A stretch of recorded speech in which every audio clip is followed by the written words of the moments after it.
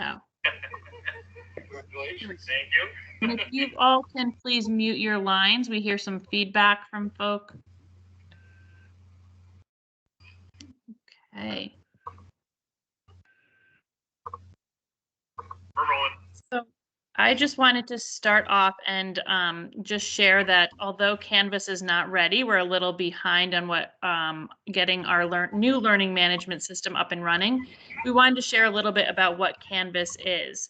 And so today's session, we'll be going through some trainings that we offer internally, as well as some sessions that I think we offer them all internally, but some are going to be online based and others are going to be live sessions in person when we can get there, or virtually if we cannot do in person. But all of them will have some kind of aspect inside Canvas. And Canvas is a web-based learning management system that's used to hold course content and allow for instructor and student feedback and dialogue back and forth. So we'll be moving our trainings into this system once it's ready. We're still kind of building our home visiting module within it. And the OEC is still working on their larger version of Canvas, but it will include a combination of pre-recorded trainings, such as these will be posted in there for new staff, as well as the home visiting modules, which you will hear more about later this session, and course assignments for live training, such as touch points or family development credentialing, which you'll also hear a little bit more about. And so additional information and training and how to use the system will be forthcoming, but I just wanted to say that it is coming, although it's a little late. We will be moving towards using Canvas as our system. So now I'll turn it over to Haley. All right. Hi, good afternoon. Welcome to our training series. So today we're going to briefly talk about some fabulous in-house trainings that we offer, and then we'll later go into our calendar offerings, and we'll hear from our partner from Eastern Connecticut. So first, I want to share briefly about one of our trainings that we offer in-house, Brazelton. And we have Ashley Murphy, Jennifer Wilder, and Luz Rivera, who facilitate this training. So we're going to hear a little bit about what Brazelton theory is. Hopefully everybody can hear this. I had to restart. If you can't, Ashley, if you could let me know, that'd be fine. Just give me a second. I have to go to the site.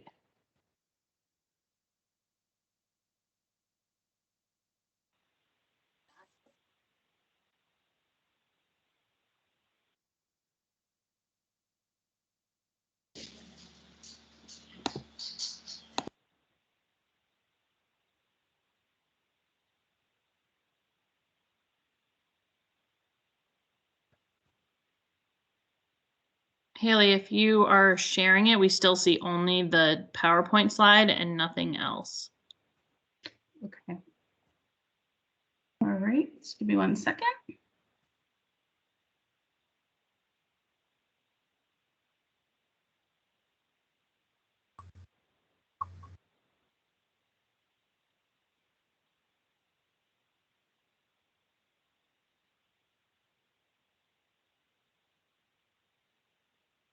All right, just give me 1 second.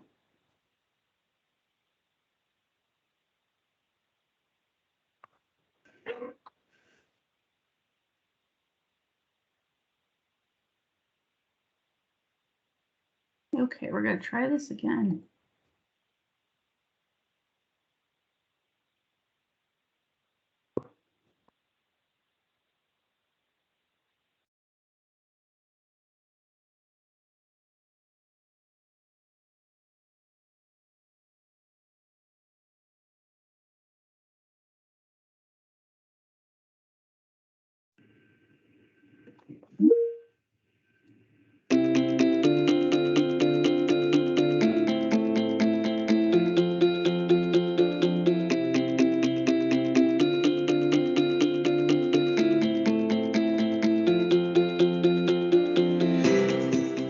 Touchpoints is a evidence-based practical approach to working with families, to working with professionals, to working with communities.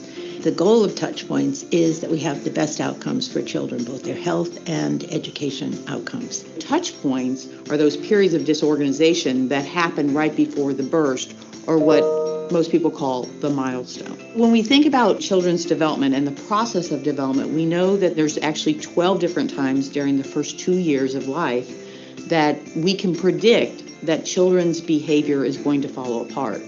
Because that takes so much energy, other skills that they've already mastered tend to regress or fall apart. For example, a child who is learning to walk might now not sleep all the way through the night because all of their energy is going towards mastering this new skill, which means they now don't have the energy to keep those other skills going. Kids don't develop in a straight line. In fact, they have a period of disorganization that occurs before they have a burst in development. But that period of disorganization is very confusing. It's very confusing to us as professionals. It's very confusing to parents.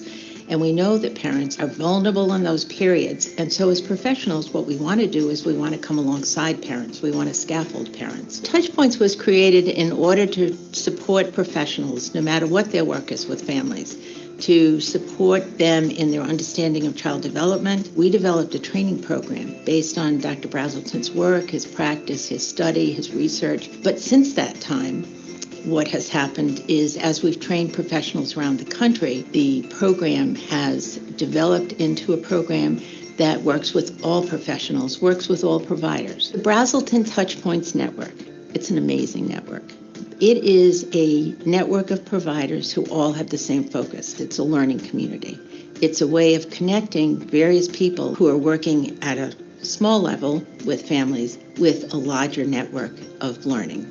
Working with families is a really unique sort of situation, and when you go into a family's home every week and sit on their floor and play with them and their child and help share learning about their child with them, it takes a real emotional investment. Touchpoints is a framework that I've really tried to embed in all of the work I do with families, and the principles of reflective practice, self-care, using parent assumptions, and recognizing that a family brings a lot. They have a lot to offer.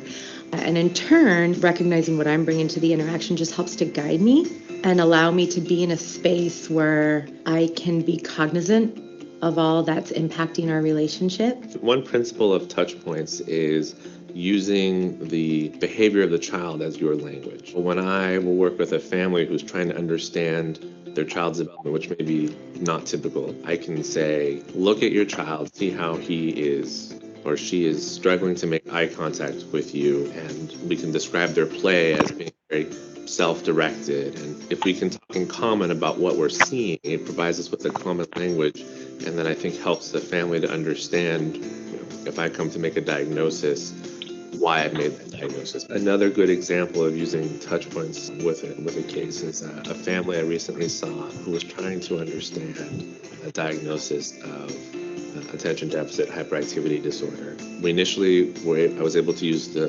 behavior as language to help the mother in this case kind of have a way of talking about her child and understanding it.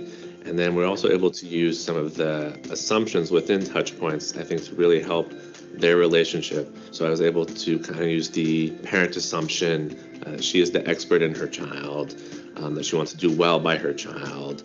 And by making those feelings explicit in our relationship, I think it set her at ease and it allowed us to form a collaborative relationship with this particular family. We know that the ultimate relationship that we want to support is the parent-child relationship. The predictor of the best outcome for children is the strength of the parent-child relationship. So everything is geared toward that. Touchpoints working on a systems level is really important. If we think about it as a parallel process, so we think about what we're trying to do as we work with families, as providers work with families, we're really trying to scaffold them to understand children's development. And we're doing that through our relationship with them. We have to build a relationship where parents walk away feeling more competent and confident in their ability to parent their own child. Then we have to think about, as providers, that providers need that same kind of support in working with families at the organization level that providers are working in, they need support from their organization or the system that they're within to be able to then support families. Touchpoints allows me to be a collaborative learner with a family rather than a teacher. And it allows me to go into a home and share the journey of learning with a family and help them to have a sense of mastery and competence in their role as parent or caregiver rather than give them tasks that they can complete. We support their mastery as parents and give them the tools that they need to really feel successful and competent throughout a lifespan rather than in a moment of development. How we support providers in our organizations should be the same as how we're asking providers to support families. Working with these families, and I'm working with other providers, and we're collaborating across different agencies. By thinking about the Touchpoints model, I think it's really allowed me to become a better advocate for some of our families, but also better at building these collaborative relationships with other providers that are necessary for the success of the families, the children, and us professionally. It's about thinking together about how do we get there? How do we truly get there and partner with each other? So it really takes the kind of thinking that First Life Santa Clara County has been doing about what are all the different systems of care? How do we bring them together? How do we network and connect them? So, and not just network, but really connect providers to each other.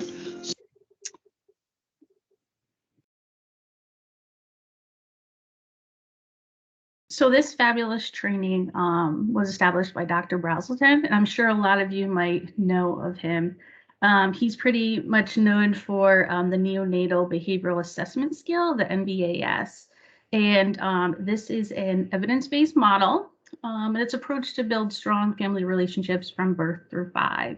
So later within this session, we'll go through the calendar and we'll share when we're actually going to facilitate this training, and we'll talk about the registration process and everything like that.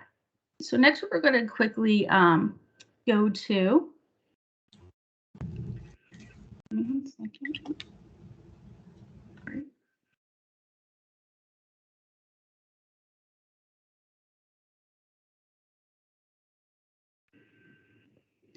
We're going to talk about another one of our trainings that we offer. It's called the Family Development Credential. The Family Development Credential is an 80-hour training series. It's about 6 months. We meet bi-weekly, and I really refer to it as Human Service 101.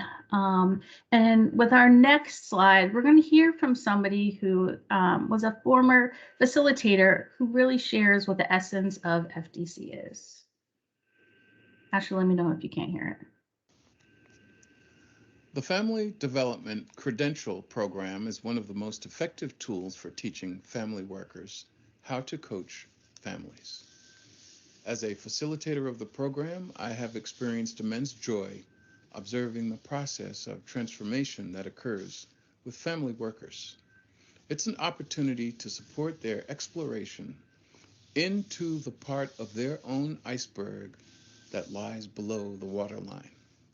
The program is so much more than an information dump. It's an experience. As family workers develop a strong belief and conviction that within each person a bone-deep longing lies, and they understand the powerful force within each human heart, the lens through which they look at families changes. This sense of optimism, of wonder, and of opportunity inspires them to embrace better ways of working with families. As a facilitator, observing this transformation is almost magical. The magic of the group process, rubbing shoulders with people that are different than me, discovering passions and gifts, and watching the transformative power of new insights all makes for a rewarding experience. We, as facilitators, as family workers, and as families, although a diverse group, are more alike than we are different.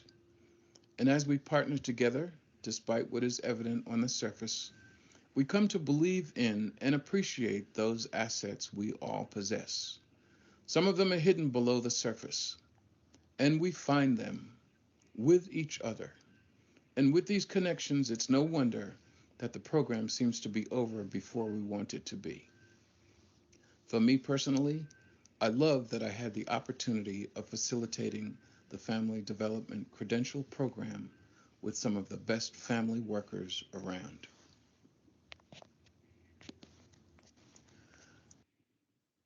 So what's fabulous about the FDC program is that you go through the 6 months of training and you build a portfolio of work. It's really applicable to what you're doing with your families. And then you also take a exam at the end. Now, don't freak out because I said exam. The person that I facilitate it with, Dr. Caroline Maverides, we have 100% pass rate. So, you know, we really equipped people to pass. And then it's also looked at your attendance, because what you can do is you can get an acquirement of college credits for this 80-hour course. Also, we offer an FDLC, which is a leadership course that we ask for our supervisors and managers to sign up for. And through that, they do, it's a smaller course, 35 hours, like I said, and they build a smaller portfolio of work, and then they're able to make it more applicable to their agency as well. We'll talk more about dates and things along those natures when we get more into the calendar. And also just an FYI, I know that Sandra Crute sent out an email yesterday. And if you look in that email later on, it will give you specifics about the training dates. And it's all color coordinated as well. So next, what we want to do is we want to introduce Terry Supernaut, and she's from UConn, and she's here to talk about how they designed and developed what you'll see, and they are our partners. And they, yeah, and Kelly, I can introduce it. Okay. I'll bring it up. I'll give some background. So back a couple of years ago, our federal funders had a grant out for doing innovation, and one of the areas that you could focus on was staff retention. And so we knew that staff retention and home visiting programs had long been a challenge for a lot of our programs. We know that this is challenging work. The compensation was not what they needed. And so we wanted to address this through this grant, and we applied for funding and we were awarded. And so we developed with Eastern, where Terry's from, and Julia, her partner there, and UConn, we developed and evaluated modules on challenging topics that were identified by home visitors when working with families as areas where they wanted a little more support or training because they were, you know, challenging topics to raise with families. So we now have 11 modules, and Terry will go through them, and including what you can find in them, how you can navigate them. But they are now 11 modules, both in English and Spanish. And so I will let Terry go through all the exciting work that we've done with them. So Terry. All right, thank you. Ashley, I'm really happy to be here today. It's been a long road and a really exciting one, and we're so glad to have had this opportunity to partner with you at the OEC. I am going to go ahead and do my best to share my screen, and I've got a PowerPoint. And here we go. Oh, you know what? I'm gonna undo this and just make sure that I actually remember to hit that button that says. Yeah, so to stop sharing, Terry, you just hit the X up near the leave button where the arrow button was. So stop sharing, then you have to reshare. Okay. Sorry, it just dawned on me that I didn't push that little button to say include computer sound, so. Okay. So these free modules are designed for self-paced professional learning. They include videos, printable tip sheets, handouts for families. There are web resources, journals, and a focus on self-care. And we collaborated with content experts in each of these areas. The trainings are based on a template, so they look and function similarly. So once you get going, you really get used to kind of how to move around. But each is in a different color scheme. And we call each of these a module. We collaborated with Doug Edwards, who you just saw a moment ago. He's a member of the Connecticut Fatherhood Initiative. and on content to support your work with men. So we have a couple new modules that we just released this year. One is partnering with fathers and affirming the roles of family men. And several of the father-focused home visitors also partnered on this work. The module was released in the spring, so your supervisors and some of you might already be familiar with this one. We also just finished this summer supporting families affected by substance use. This is a topic that was identified as especially challenging for home visitors, and it's new to all. So both DEMIS and DCF contributed content and guidance on this topic, and we interviewed people who specialize in the treatment of substance use disorders. But that one's brand new. So all of these trainings were created especially for the role of home visitors. And I know some of the trainings that are out there have great content, but they're sometimes focused on the classroom teacher, and then home visitors are kind of, given an afterthought. So when we had the opportunity to work on this really specific for this role, it was really exciting. We interviewed many home visitors, and we've included their ideas and strategies and reflections and advice through quotes and videos and printables. There were hundreds of home visitors who piloted the first 9 topics. Some of you might be among them. You completed pre and post surveys and provided feedback to us. We also had teams of home visitors involved in the review and quality assurance testing of all of these. And we utilized all of that data to make adjustments and create the final versions that are now available. Many families were engaged in this process also, and through numerous videos, you'll hear them talking about their perspectives, and you'll see snippets of home visits in action. Although many of the topics were identified as challenging, we've approached them from a positive perspective. There's a lot that's been learned about what works in each of these areas, and we share many of those strategies and give the message in each training that with the right supports, knowledgeable home visits can and do make a difference. I'll take a few minutes just to describe the features of the modules and how a user can access the content. And I apologize to those of you who are familiar with them already. It'll just be a quick review, but I know that there are many new home visitors new to their roles, so we thought this would be helpful. Each module is organized into parts, and there's a main menu page that can be accessed from any page via the house icon top right corner. From here, you can jump to any part of the training. And even though these modules were designed for the learner to progress from beginning through end, you do have control and can move about freely. So if you wanted to choose to go into part 3, you want to focus on those strategies, you would just click this button. It would bring you right to part 3. But then back on the main menu, you can also access additional resources. So we have printable resources that we've developed. And when you click on that button, you'll see links to some PDF documents. You just click on one, it will open up that document. You can either download or print them.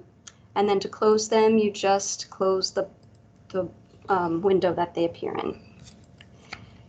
There are also web resources available for you. We've pulled together lots of great resources related to each topic.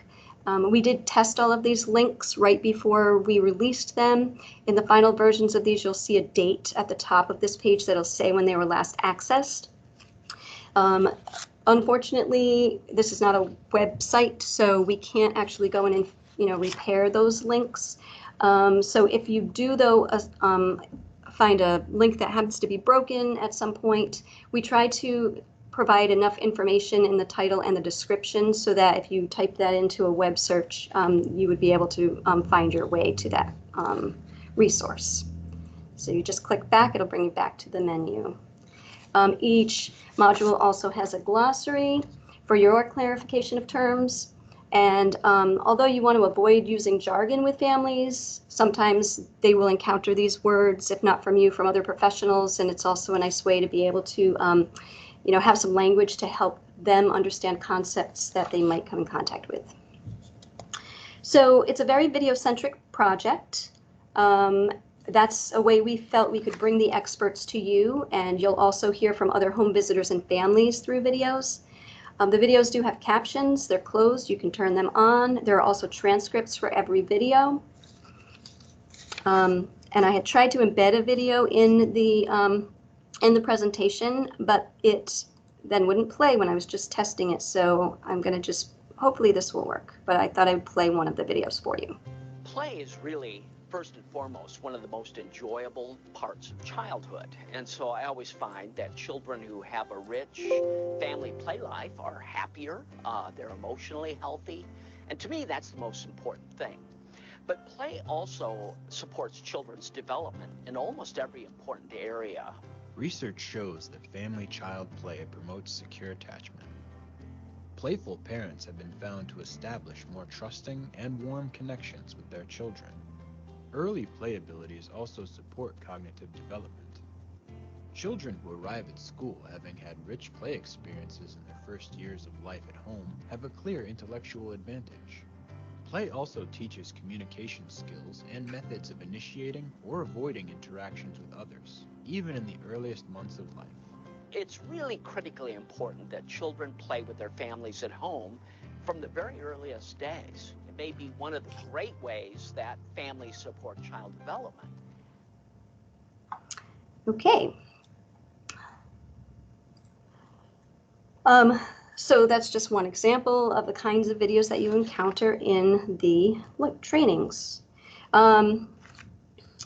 You have the opportunity as you're going through the training, there's text on slides and you can read that text, or you can turn on the narration and have that read aloud for you.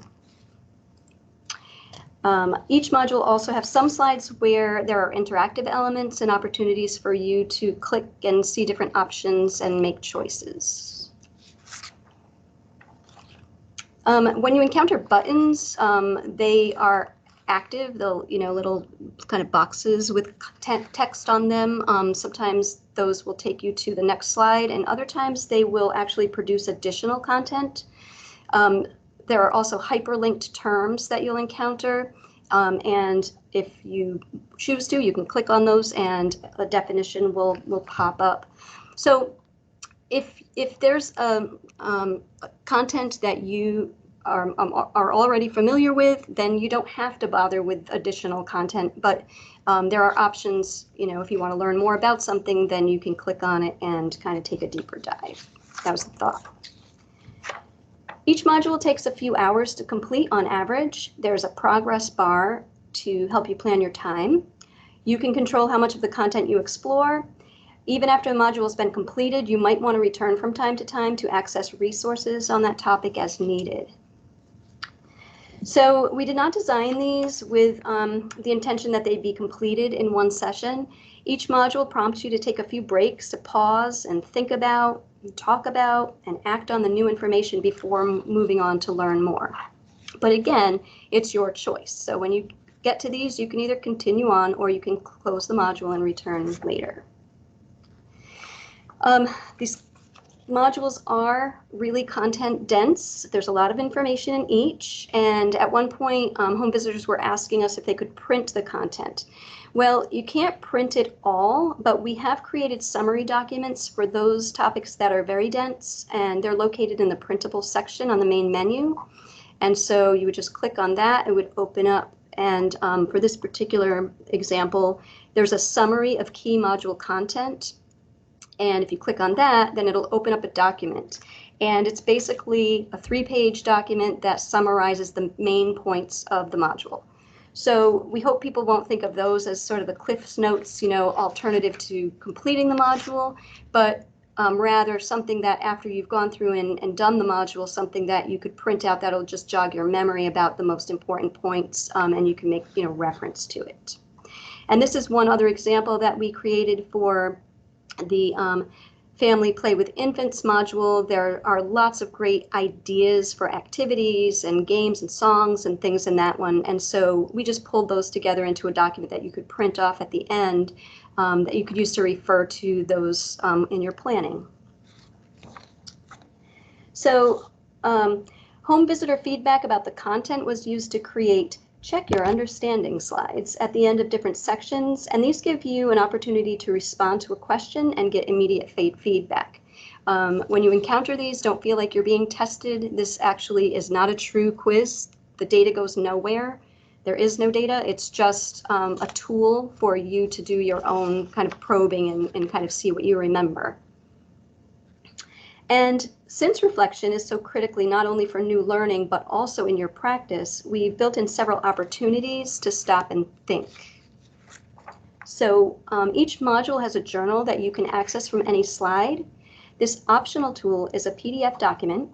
If you choose to use it, you'll have to download or print it and may want to do that right at the start. The reflections are numbered and appear throughout the module.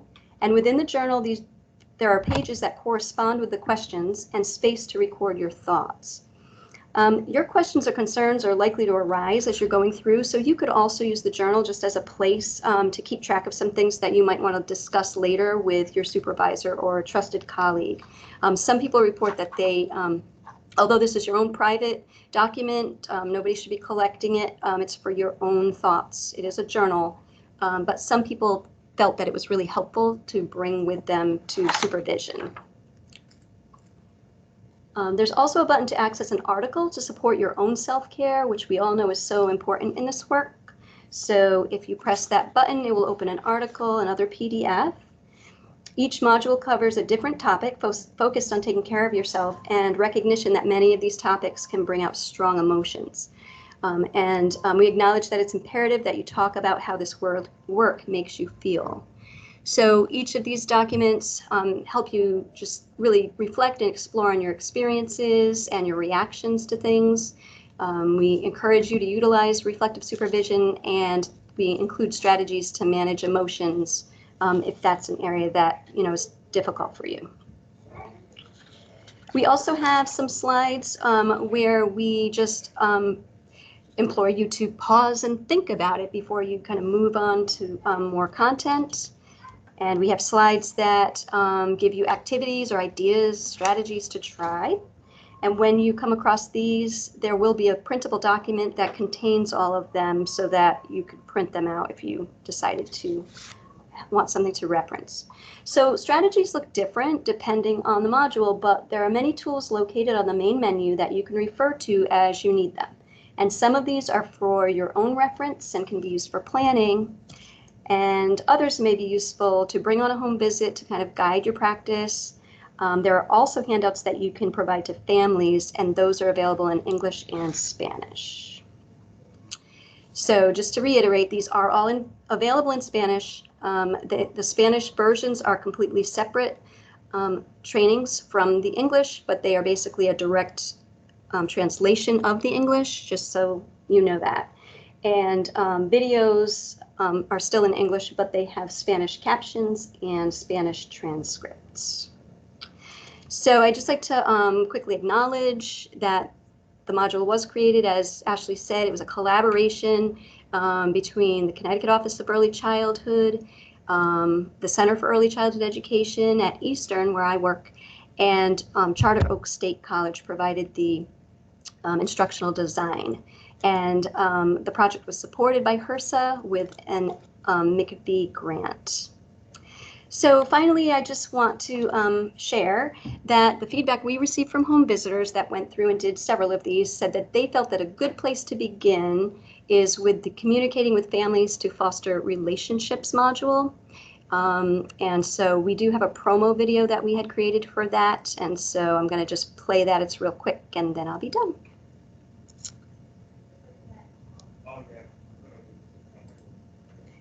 Well, I had it as a tab.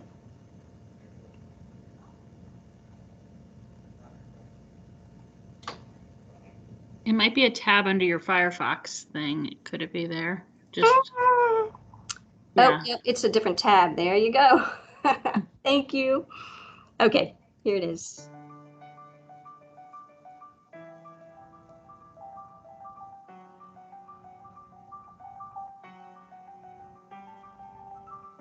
When we are having a conversation with the family as a home visitor, that family member expects us to be in the moment with them. And the way best to do that is to really just focus on the conversation. You will find you have far more richer conversations, that their trust is there, that there's more of a give and take. And that's really what we want to help evolve. Are you interested in building more trusting, respectful relationships with families? Would you like to learn new communication strategies to help you develop true partnerships with the families you visit? Check out our free online training on communicating with families to foster relationships. The module includes content on the elements of true partnership, home visitor qualities that are associated with higher parent engagement, and approaching difficult conversations with families. It also introduces motivational interviewing as a strategy to support families in achieving their goals. You'll hear home visitors, educators, and family experts give advice on building partnerships, and families describing what has made home visiting useful for them. I felt like I could be open about my life and get good advice from her, and just that consistency of when you're going through that, like pregnancy, and then the birth of the baby and having that, it was just great. To learn more about how to access this and other online trainings in English and Spanish, click the link listed in the description of this video.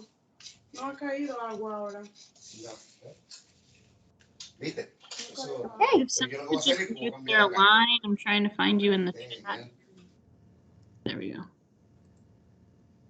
Okay, so I don't know what that noise, the background noise was there at the end. That wasn't on my end, but so that's what we've developed, and we've helped to. They were in a site called Core Sites, which is a free learning management system for the last couple of years, and we had been managing that and making them available.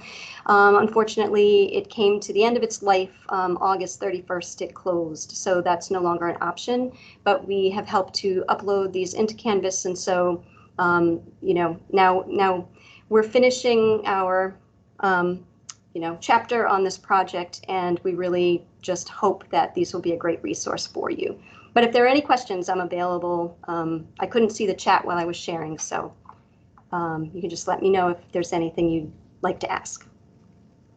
So there's nothing in the chat right now, but if anyone does have a question, feel free to unmute yourself or raise your hand. Okay, Toril, go ahead.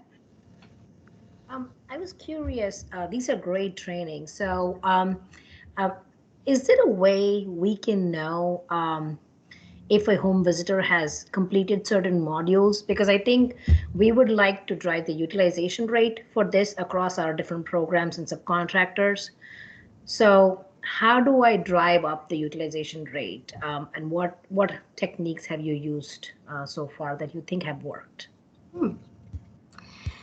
Well, we actually had utilized some dissemination efforts, just reaching out to different programs, and not just in Connecticut. While they were in the free space, we had a lot of people from Texas and Florida and many different states that accessed them. And I actually, before Core Sites closed down, I did download all of the data so that we have in the background. So we'll be sharing that with the OEC. We had over 1,000 people complete at least some of these modules. And so my colleague Julia does have some data on that she'll provide to the OEC. But I guess internally, it's certainly something that, as a supervisor, you can be just working directly with your staff or your colleagues, to focus on these. My suggestion would be, if I were a supervisor, I think that it would be effective to maybe focus on one topic per month or per 2 months, and invite a whole team of people to go ahead through them on their own, but then to invite some conversations where you come together and really talk about, think about the application and which parts are working well and which parts are a struggle. There are also facilitator guides that we created for all of these. They're on our website. And so, you have access to those as well to use as tools for facilitating follow-up conversations. And Terry, Yeah, if inside the modules, do we have the certificate that they can complete, or like the ending of it, like the module saying you completed this module, or anything that they can screenshot?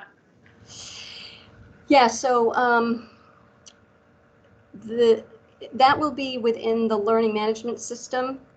You know, that's what happens. So when that finishes getting set up, Canvas should have the ability, when the person clicks to that last button that signals a completion, then it should be able to take you to a page or generate a link or something where they can go to get a certificate, but that's something that you would have to create on your end. Certificates are not built into the module. Okay, yeah, that was my second thing that I was going to say, that even though we're still learning Canvas, we do think there's the ability to track what trainings have been done and certificates of completion. So. Yeah, and there are several different strategies for doing that, but Canvas likely has it built right in. So it'll be the Canvas people that'll be able to help you to get that figured out.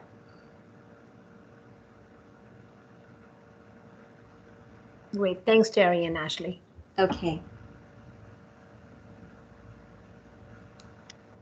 All right. Well, if there's no other questions, I'll turn it back over to Haley. Thank you so much, Terry. That's so helpful and useful to see it like that.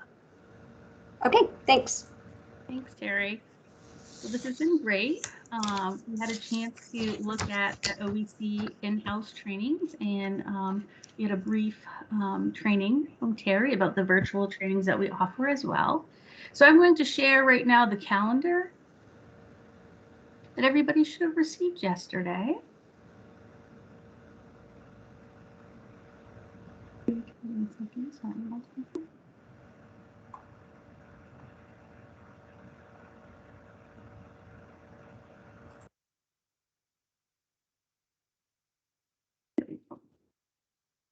All right, so yesterday, I think this was like the 4th or 5th attachment. So this briefly just walks you through all the various trainings that we do in-house at the OEC.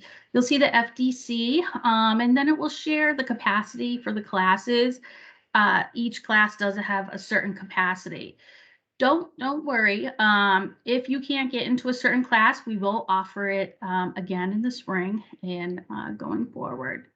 So again, this just gives a brief description of each class. We'll be doing Ages and Stages 3, Ages and Stages Social and Emotional. This also shares the facilitators.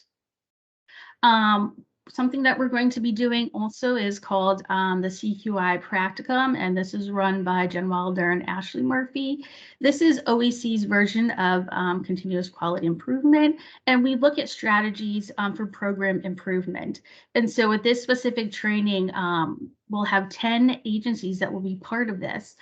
This is for a manager and a supervisor, and it gives a crosswalk on how to use their data in an applicable manner. So if you scroll down within that document, you will see all the various trainings, and they're color coordinated, just so you'll know. You'll notice that we have different cohorts coming up. So with touch points, as we briefly spoke about, we're going to be doing cohort 1. That is followed up with reflections. And you'll notice here we have Ages and Stages 3.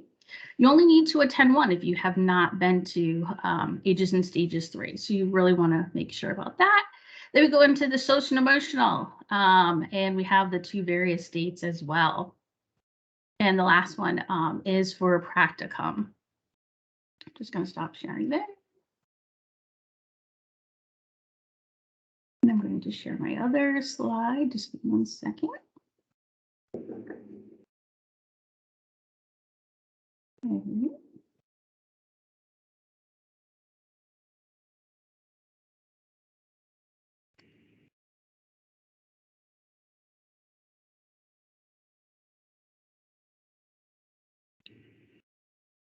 Okay, so some things to know. So you will be getting an email soon from Sandra Cruz. She will send Eventbrite that will have registration. So like I said, there are caps for capacity. So once we meet that level, then we'll be offering it again down the road. So all trainings mentioned above do not need to be completed within fall 2021. So this is really important. We want to make sure that you're not putting maybe one of your home visitors in FDC and then also a touch points. Okay, so we want to stagger that out. Okay. So now what we're going to do is we are going to do a poll. We really want to look at trainings that you'd like for us to do. And we're going to do more of like a lunch vibe. And we want to get your feedback. So I have a poll, but it's spinning here. I love technology today. So why don't we do this? Since it's spinning, if you can put in the chat some of the various things that we thought that we would cover if you're interested is infant mental health, adult mental health, trauma, the trauma-informed approach. Here we go. See if it's working now. All right, are you able to see it now? I don't think it's spinning anymore. I don't know if somebody could just let me know. Fabulous. It's launched. Fabulous. If by chance you don't see anything in there that you would like to do for a lunch and learn, just stick it in the chat, and then we'll take that into consideration as well.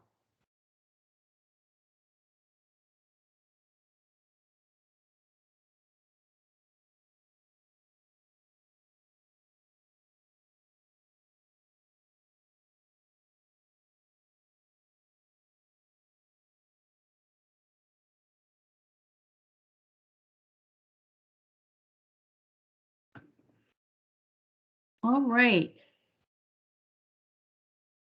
So with that being said, just a reminder that you will get a registration from Sandra Crew with all of our trainings coming in. Again, there is a capacity for them. So if you don't get in now, you can do it down the road. If you have any questions, I would say reach out to your TA, especially if you're not sure, which training to go into. And then we also have trainings for supervisors and managers that we spoke about too. So again, during your sessions during the month, touch base with them and we can help you as well. I don't know if anybody else has any questions.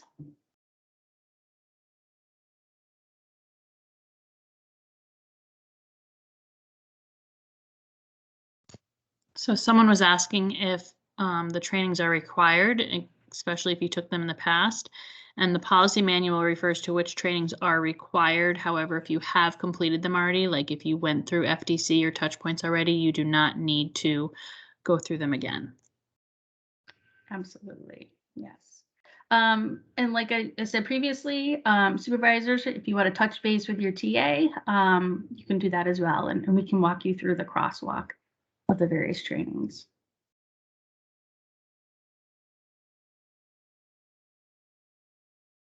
Okay. A lot of good topics coming through. Fabulous. All right. And so we'll definitely take these into consideration for our lunch and learn topics as well. Those will be quick, like half an hour to 45-minute mini trainings as well. And if we have any fabulous facilitators and they feel like they would like to share that with us, feel free to send me an email. It's haley.scott@ct.gov, and I'll put it in the chat. With that, I think, Ashley, we can give people a little bit time back of their day. I don't know if you have anything else to say. I do not. So thank you for attending. This morning's session on domestic violence will be rescheduled. We're sorry for the late cancellation. We found out this morning that our trainer became ill. So we are going to postpone that to either a provider meeting or a future training date, but we'll give you plenty of time's notice. So our next meeting is going to be, I'm pulling up my schedule. Our next session will be on the 28th, which I think is Tuesday at 9 a.m. We'll do the home visiting policy and procedure manual. Okay. So have a great weekend, everyone. Thank you. Bye-bye.